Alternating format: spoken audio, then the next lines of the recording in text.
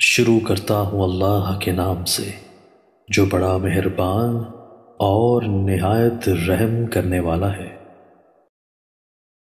سیدنا عبداللہ بن عباس رضی اللہ عنہ کا بیان ہے کہ رسول اللہ صلی اللہ علیہ وآلہ وسلم کی مرض الموت کے دنوں میں ایک روز سیدنا علی رضی اللہ عنہ آپ کے پاس سے باہر تشریف لائے۔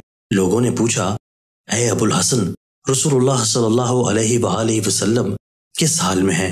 انہوں نے کہا، الحمدللہ ہم بہتر ہیں۔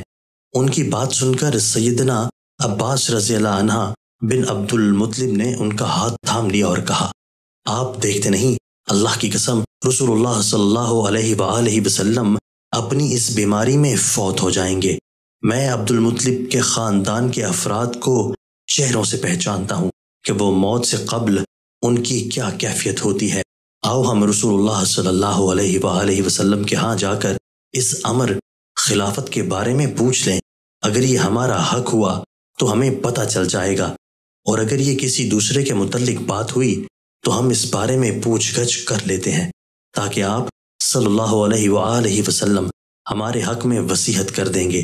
یہ سن کر علی رضی اللہ تعالیٰ عنہ نے کہا، اگر ہم نے آپ صلی اللہ علیہ وآلہ وسلم سے اس بارے میں پوچھا اور آپ نے ہمیں اس سے محروم کر دیا تو لوگ کبھی بھی ہمیں یہ حق نہیں دیں گے، لہٰذا اللہ کی قسم میں تو آپ صلی اللہ علیہ وآلہ وسلم سے اس بارے میں کچھ نہ پوچھوں گا۔